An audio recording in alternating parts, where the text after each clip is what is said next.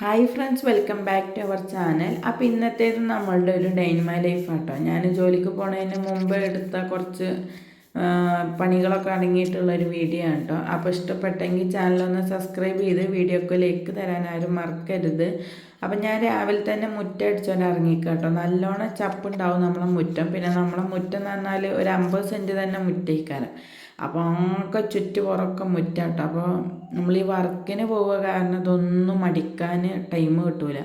അപ്പോൾ ഇന്ന് നേരം വെളുത്തിട്ട് തന്നെ ഇതിനാണ്ട് ഇറങ്ങിക്കുക കേട്ടോ. അപ്പോൾ കുറച്ചുകൊണ്ട് അടിച്ചു വരിയിട്ട് ഇപ്പം ഈ ഇല പൊഴിയണ കാലമല്ല, അപ്പോൾ നല്ലോണം ഉണ്ട്. അത് കഴിഞ്ഞിട്ട് ഞാൻ രാവിലെ നേരെ ചായ ഉണ്ടാക്കിട്ടോ.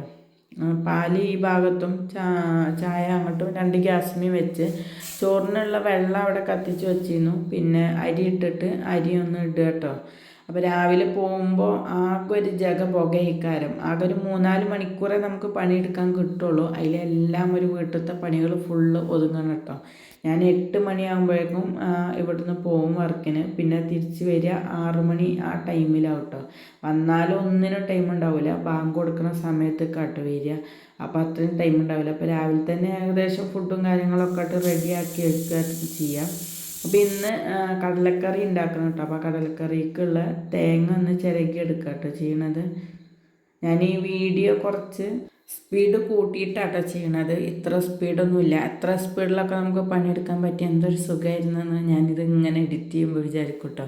അപ്പോൾ ഇന്ന് പൂരിയും കടലക്കറി ആട്ടോ ഉണ്ടാക്കണം. അപ്പോൾ കടലക്കറിയുടെ ഇതൊക്കെ കഴിഞ്ഞിട്ടുണ്ട്. പിന്നെ ഇന്ന് ശനിയാഴ്ചയാണ്. അപ്പോൾ വർക്ക് കുറച്ച് ഏകദേശം ഒരു 8 മണിക്ക് പോകേണ്ടത് ഒരു 9 മണിയൊക്കെ ആയിട്ട് പോയാൽ മതി. അപ്പോൾ ഞാൻ സ്കൂളിലാട്ടോ വർക്ക് ചെയ്യണത്. അവിടെ സൂപ്പർവൈസറായിട്ടാണ് വർക്ക് ചെയ്യണത്.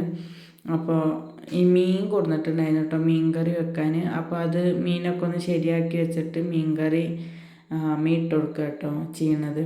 അപ്പോൾ ഇതൊക്കെ റെഡിയായി പോയാലൊരു സമാധാനമാണ്. പിന്നെ ഉമ്മയും മക്കളും ഇപ്പോൾ ക്രിസ്മസ് വെക്കേഷനല്ലേ, അപ്പം മക്കളൊക്കെ വീട്ടിലുണ്ട്, ഉമ്മി ഉണ്ടാവും. അപ്പോൾ അവർക്കുള്ള ഫുഡ് ഉണ്ടാക്കുക കേട്ടോ.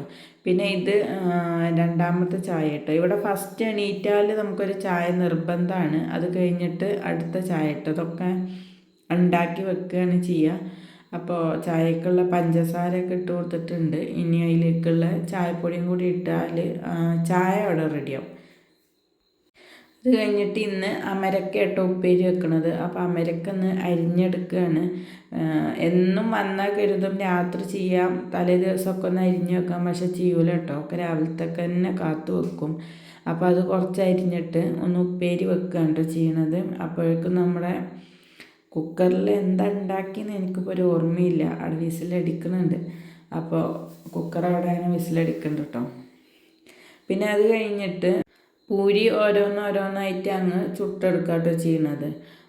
പിന്നെ ഇന്ന് ഇപ്പോൾ മദ്രസയും സ്കൂളും ഇല്ല. മദ്രസിന് ഒഴിവാണ്, സ്കൂളിന് ഒഴിവാണ്. അപ്പോൾ പിന്നെ സ്കൂളത്തെ കാര്യങ്ങളും മദ്രസത്തെ കാര്യങ്ങളൊന്നും നോക്കണ്ട. അല്ലെങ്കിൽ ഒരു 6:30-6:45 ആകുമ്പോൾ മദ്രസിലേക്ക് കൊണ്ടുപോയി വിടണം. സ്കൂളിലേക്കുള്ള കൂട്ടാനും എല്ലാം റെഡിയാക്കി വെക്കണം കേട്ടോ. ഇപ്പോൾ ആ ഒരു തിരക്കൊന്നുമില്ല. വീട്ടിലെ വർക്കുകൾ മാത്രം ചെയ്താൽ മതി. അപ്പോൾ സമാധാനമുണ്ട്.